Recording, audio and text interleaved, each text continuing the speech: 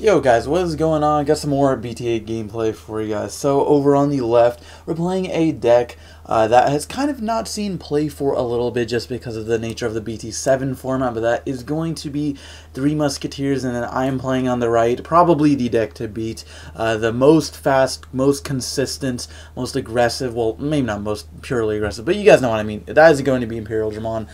So my opponent there is going to set up with the Gazi Impmon, and then we're just going to see the Impmon swing into security, which is really cool that you get to just mill 3 and then draw a discard as well, because it helps you set up for your 3 Musketeer option cards in trash. We're going to see it followed up by a Matt. Matt will then grab back the Impmon to probably just mill and cycle a card the next turn. Passing it back over to me, you see I've got the XVmon setting up and breeding. Now the real only thing I'm missing here is a Stingmon and or a Davis to set me to 3 to finish off my Imperialdramon combo. But there I'm going to go +2 off of the Davis, grabbing the Imperial plus the Vmon, and then swinging with the jamming Vmon, of course, is really nice since it doesn't die and forces my opponent to immediately out it. Otherwise, I'm just going to get another swing. So he's going to trade bodies there, which I definitely think is a sound play, because that could possibly become a Stingmon. Really, the bread and butter combo of Imperial is promoting that XVmon, swinging into security, playing the Sting for 3, and then going into your DNA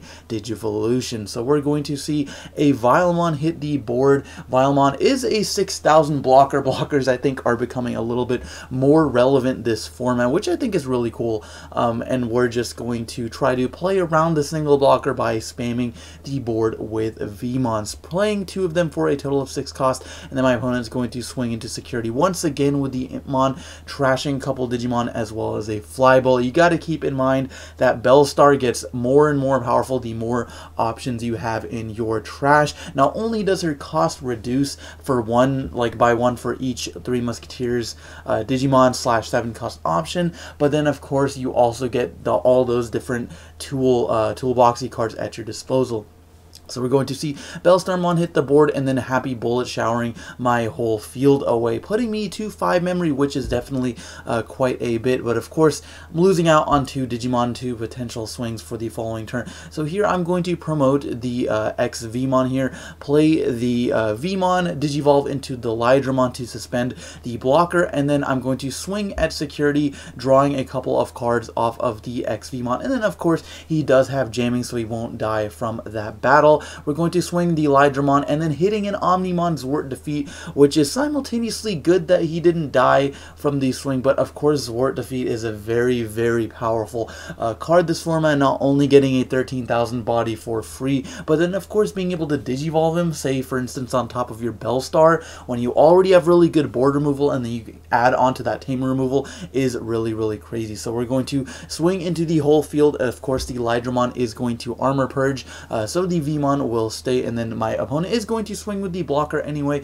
who does indeed have the effect of, when attacking, lose 2 memory, and then just going to play an Eismon to present lethal on the board. So we're going to go ahead, start not in the best position right now, have not gotten to our Imperialdramon combo this turn, and if we don't see it this turn, realistically our opponent is going to game us. Even if there is something like a Hammer Spark in security, we know he's playing Kazimon, so it's possible for him to play around that. So we're just going to Hammer Spark, go to 2, Lydramon, go to 0 in an attempt to cycle more cards, swing into security with the Lydramon, hit a Happy Bullet showering, which of course will trigger the Armor Purge effect. You see there I've got Ice Wall in my hand as well as another Hammer Spark. I've got the Stingmon as well. I don't know if I had the Imperialdramon at that point in time, so I'm just going to Ice Wall, Hammer Spark, and then play the Stingmon for a cost of 3. So now my opponent most likely will not be able to game me because he will lose 2 memory every single time he attacks, so he can only attack with 2 Digimon before passing turn, assuming he has no other way to gain any memory.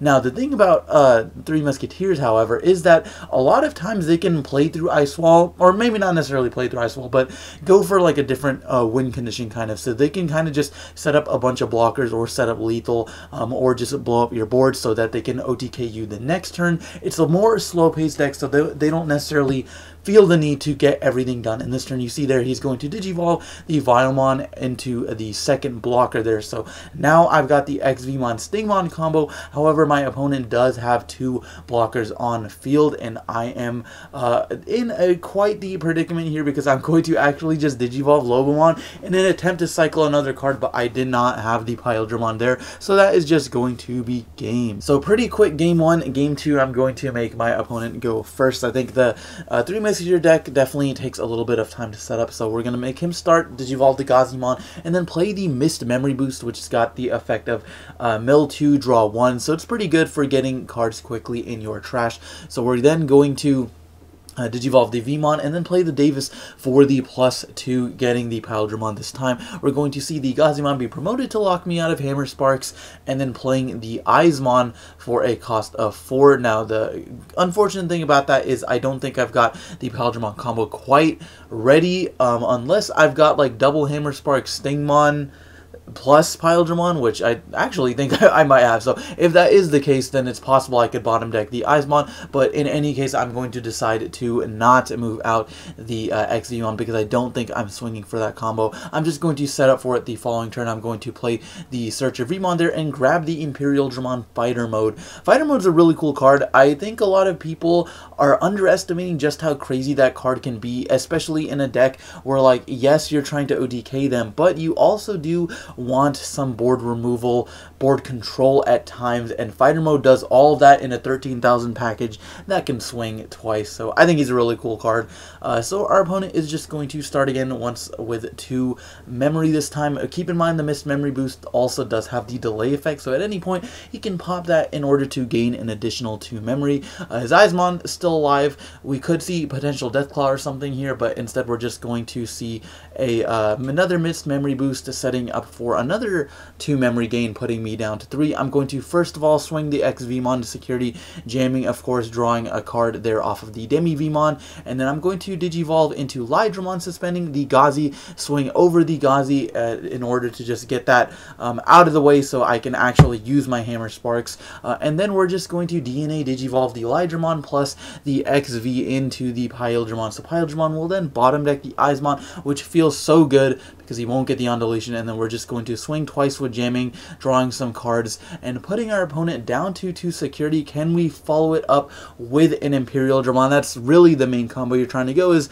take out 3 of your opponent's security and flood the board with like 4 Digimon. So you can see the ceiling of the Imperialdramon deck is really, really high. I will say I definitely got lucky there by not hitting like a fly bullet or anything like that in security, because a single fly bullet could stop like your whole Imperialdramon combo. But anyways, our opponent is just going to bring out his Digimon there, go into the Eismon, pop the memory boost, and not swing into security. He's just going to Deathclaw away the Vmon, and then draw a bunch of cards off of the Eismon's on deletion, drawing 3, discarding 2, and then drawing 1, discarding 1, setting up his trash with the 3 Musketeer option cards there. And we've also got the potential for Bellstar hitting the point here, hitting the board here, because I do think at this point he's got like 6 or 7 option cards in trash, so he should be able to play the Bellstar without giving me a ton of memory, and he will be able to clear my Imperialdramon most likely. And if he doesn't, well, that's just more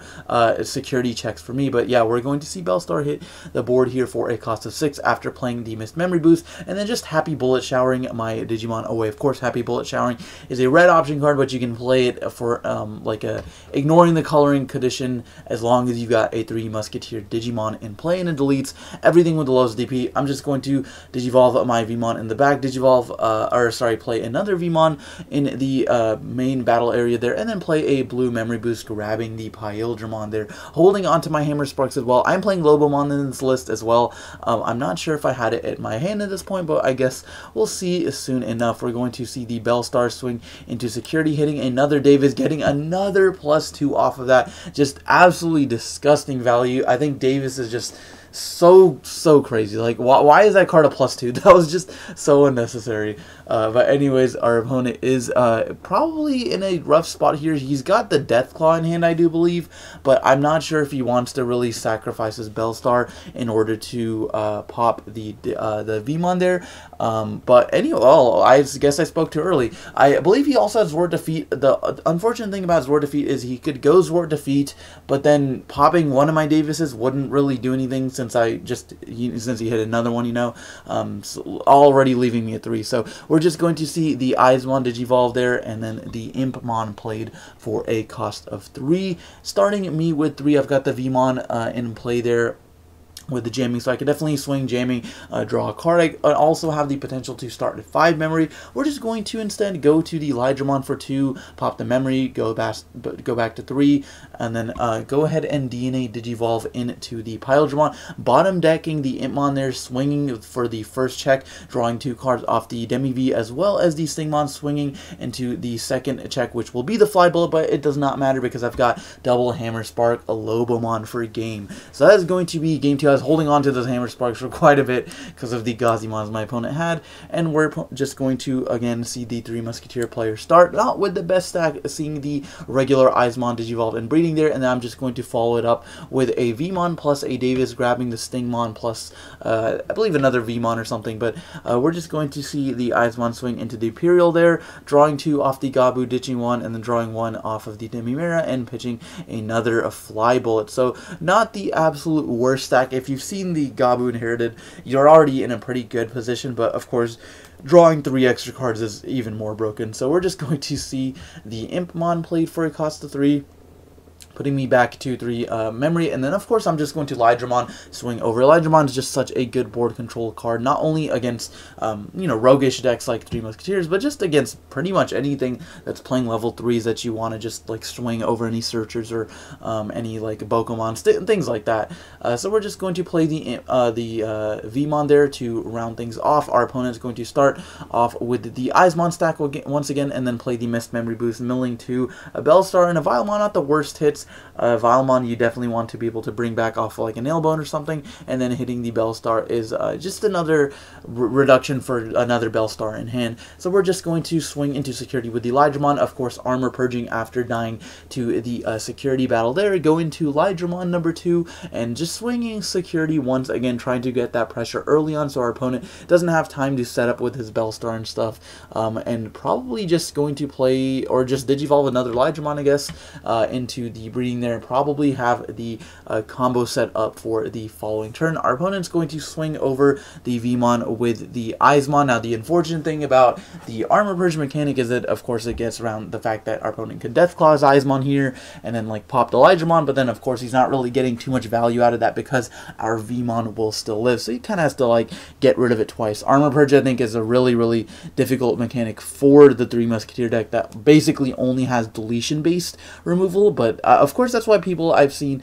teching and stuff like Cocytus Breath and a blue package to be able to out those sorts of cards. So we're just going to swing over the Eismon here with the Imperialdramon. Of course he's going to draw a bunch of cards, but I definitely do want to save myself the security. He's going to pitch some cards here, one including a Zord Defeat. We also see he's got the Mat in hand, another Bellstar, so he could definitely go crazy here, add back his resources with the Mat, as well as set him to 3. So we're just going to Fly Bullet the Imperialdramon with the more inheritables there, and then play Stingmon for a cost of 3, DNA Digivolve the Imperialdramon plus the Stingmon into the Imperialdramon, bottom decking the Gazi, swinging once, unsuspending, and then hitting a Deathclaw, unfortunately, hitting into the killing the Vmon there, and then hitting a Happy Bullet Showering, deleting the Imperialdramon here. So I am actually just one swing away from being able to kill my opponent, but fortunately did not have the combo there. So we're just going to end things off with a blue memory boost, trying to dig for the Lobo at this point. And then our opponent is going to start with